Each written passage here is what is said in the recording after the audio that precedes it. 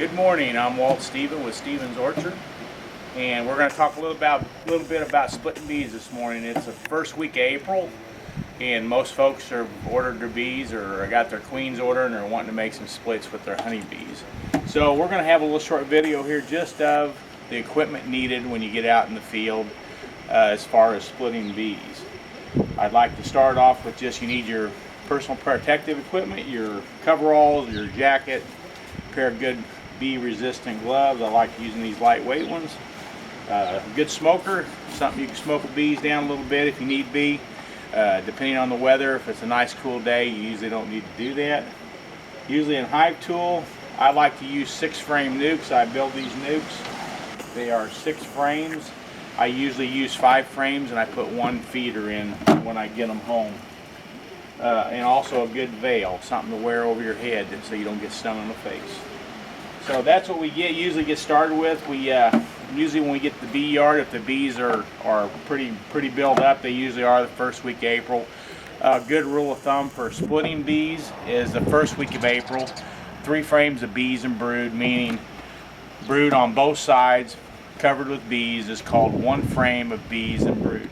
So we will usually, the first week of April, we will take 3 frames of bees and brood, and we will take them out of the parent colony. We will take 1 frame of honey, which, like this one's old honey from last year. You could also utilize that, but we want 1 frame of honey and pollen. So that totals 5 frames. Well, that leaves us 1 empty, to put an empty frame to give the bees a little something to do. So that's how we come up with our 6 frames. Now, if you're in the second week of April, you'll need 4 frames of bees and brood.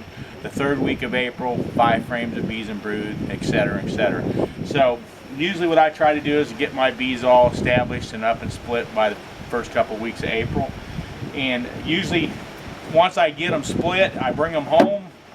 I'll give them a gallon of syrup, 1-to-1 sugar syrup. That kind of gets them built up a little bit, and we'll establish a new queen. I will, in the next video, I'll show you what a new queen looks like. Right now we're just going to go through some of the materials, and they will come in a cage like this. There'll be a little candy plug on the end, and we will put those actually between the 2 frames of bees and brood. There'll be a queen trapped inside this little cage, and we will stick those in. When we stick that new queen in the new split, we will stick it with the candy down, and we'll stick it right in the middle, and we'll stick it in the side of the frame like that. And then we'll push it back down in there and push all the frames against it. So in other words, we'll stick it, I'll show you on this one just for general purpose. We'll stick it in there like that. We'll stick it down in the frames. We'll pull this frame out and we'll stick it down in there. It kind of sandwiches it between the 2, and it stays so the bees can get to that queen. And just like that. And the bees can still get and smell her and acquire that new pheromone. So that's real important. And we'll leave her in there caged up a minimum of 3 days. We'll go, for instance, today is Wednesday.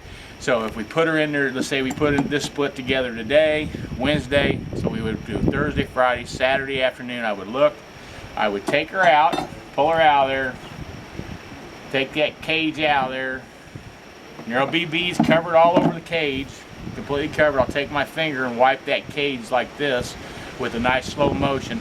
If the bees are very aggressive, still biting at her, they've not accepted her. If you've got a couple problems, possibly there could be a queen in your box that you didn't see when you made the split, or possibly a virgin queen.